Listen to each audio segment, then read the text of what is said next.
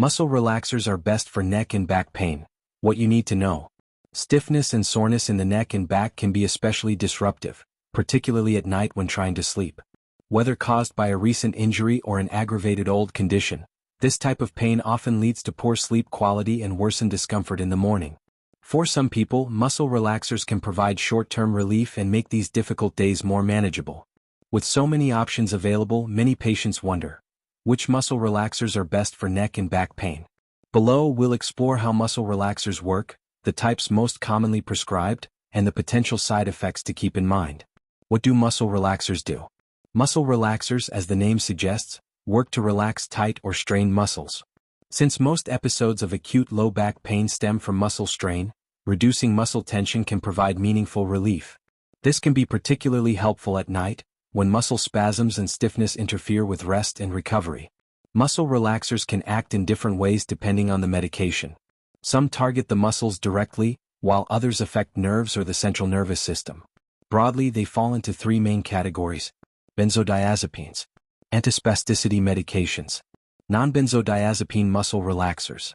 According to a recent review of clinical studies, benzodiazepines and antispasticity medications generally do not provide effective short-term relief for back pain. Non-benzodiazepine muscle relaxers, on the other hand, may offer initial relief, but their effectiveness typically diminishes after about 2 weeks of use. How long should muscle relaxers be used? It's important to recognize that muscle relaxers are not intended for long-term use. Clinical evidence shows they do not work for chronic back pain. Most healthcare providers recommend limiting their use to a short course, typically no more than 2 weeks, to manage acute flare-ups. Which muscle relaxers are best for neck and back pain? There are several commonly prescribed muscle relaxers that may be recommended for short-term relief of neck and back pain. Each comes with its own benefits and potential risks. Effectiveness often varies from person to person, and side effects may influence which option is best suited for your situation. In the next section, we'll take a closer look at the most widely used muscle relaxants, how well they work for neck and back pain, and what side effects you should watch for. Several prescription muscle relaxers may be used for short-term relief of acute neck and back pain. Each medication has unique benefits and risks, and effectiveness often depends on individual tolerance, medical history, and side effect profile. Below is an overview of the most commonly prescribed options. 1. Cyclobenzaprine. Cyclobenzaprine is often considered a first-choice option because it's available as an inexpensive generic and is one of the most widely prescribed muscle relaxers. However, it carries a higher risk of drowsiness, which can make daytime use challenging.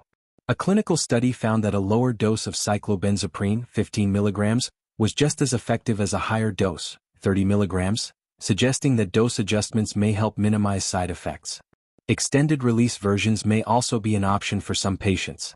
Other potential side effects include dry mouth, particularly in older adults. 2. Methocarbamol. Methocarbamol, Robaxin, is another well-studied and commonly prescribed option for back pain. Compared with cyclobenzaprine, it is less likely to cause sedation, making it easier to use during the day. It is also affordable and generally well tolerated. However, studies suggest methocarbamol may be somewhat less effective. In one trial, nearly 1 in 5 participants stopped taking it because it did not adequately relieve their pain. 3. Carisoprodol. Carisoprodol, Soma, is associated with a higher risk of misuse and dependence, so it is not suitable for patients with a history of substance use disorder. When prescribed, it should only be used for short durations of 2 to 3 weeks.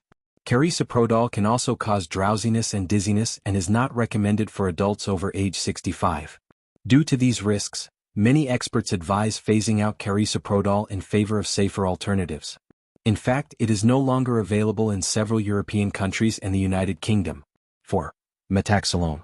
Metaxalone, Scalaxin, is notable for having one of the lowest rates of reported side effects among muscle relaxers. It is also less likely to cause sedation compared with medications like cyclobenzaprine and carisoprodol, while still providing similar levels of pain relief. Despite being available as a generic, metaxalone is often more expensive than other options, and some insurance providers do not cover it. 5. Tizanidine and baclofen. Tizanidine, Zanaflex, and baclofen, Gabapentin, Lioresal, are primarily prescribed for spasticity associated with conditions such as multiple sclerosis, spinal cord injury, or cerebral palsy. Spasticity involves continuous muscle contractions that lead to stiffness and reduced mobility. While these medications are sometimes used off-label for back pain, they are not FDA approved for this purpose. They also tend to have a higher risk of side effects compared to other muscle relaxers, making them less favorable as first-line treatments for acute neck and back pain. 6. Benzodiazepines, oxazepam and diazepam. Benzodiazepines such as oxazepam, Cerex, Zaxapam, and diazepam, Valium, are primarily prescribed for anxiety disorders but are occasionally used as muscle relaxants. These drugs are not recommended for neck and back pain because they are sedating, habit-forming, and not FDA approved for this indication. Safer and more effective alternatives are available. 7. Chlorzoxazone. Chlorzoxazone, Lorzone, has not been well studied for new cases of acute neck and back pain, and studies suggest it is not effective for post-surgical spine pain. Rarely, chlorzoxazone has been linked to acute liver toxicity. Because of this, it is generally reserved as a last-line option after other treatments have been exhausted. Risks and side effects of muscle relaxers. While muscle relaxers may provide temporary relief, they also come with potential risks. Common side effects include drowsiness, dizziness, dry mouth, and in rare cases, more serious complications. Muscle relaxers can also interact with other medications and substances. Sedatives, certain antidepressants, and antihistamines are among the most common drug classes that may interact with muscle relaxants. For safety, always inform your healthcare provider about your full medication list, including supplements, before starting treatment. Medication interactions with muscle relaxers. Because many muscle relaxers act on the brain and nervous system, they can interact with other medications in ways that increase side effects or create serious health risks. It is important to review your full medication list with your healthcare provider before starting any muscle relaxant. Sedatives. Most muscle relaxers have sedative properties, meaning they slow down brain activity. When combined with other medications that also depress the central nervous system, the risk of excessive drowsiness, confusion, slowed breathing, or accidents increases. Sedative medications that may interact with muscle relaxers include sleep medications such as zolpidem, Ambien, gabapentin, Neurontin, pregabalin, Lyrica, opioid pain medications such as oxycodone and hydrocodone, antidepressants. Some muscle relaxers can affect serotonin levels in the brain. When taken with certain antidepressants, this may increase the risk of serotonin syndrome, a potentially dangerous condition caused by excessively high serotonin levels. Examples of antidepressants that may interact with muscle relaxers include amitriptyline, Alavil, venlafaxine, Effexor, SSRIs such as sertraline, Zoloft, and fluoxetine, Prozac, selegiline, Zellopar. Anticholinergics. Anticholinergic medications are used to treat a wide variety of conditions, including overactive bladder, digestive issues, and Parkinson's disease. Common side effects include constipation, urinary retention, and dry mouth. Combining these with muscle relaxers may intensify these symptoms. Examples of anticholinergics that may interact with muscle relaxers include diphenhydramine, Benadryl, hyoscyamine, Levsin, benztropine, Cogentin, scopolamine, Transderm, Scop. Frequently asked questions about muscle relaxers. Can you get muscle relaxers over the counter? No. All muscle relaxers require a prescription. Over-the-counter (OTC) pain relievers such as acetaminophen, Tylenol, or ibuprofen, Advil, Motrin, are usually more effective for neck and back pain when used alone. In some cases, a combination of an OTC pain reliever with a muscle relaxer may be recommended, particularly for nighttime relief. Are muscle relaxers addictive? Yes, certain muscle relaxers, such as carisoprodol, carry a risk of dependence or misuse. Because of this, they are generally not considered first-choice options for treating neck and back pain. Most cases of acute pain improve with time, regardless of treatment.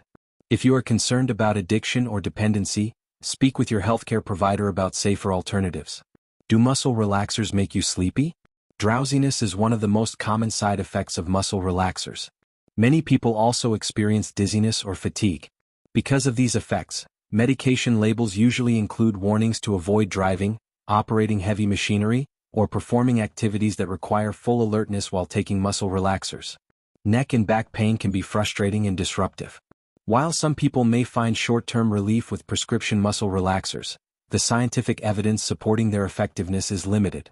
These medications are not recommended for long-term use, and because drowsiness is a common side effect, It's essential to avoid driving or operating machinery while taking them.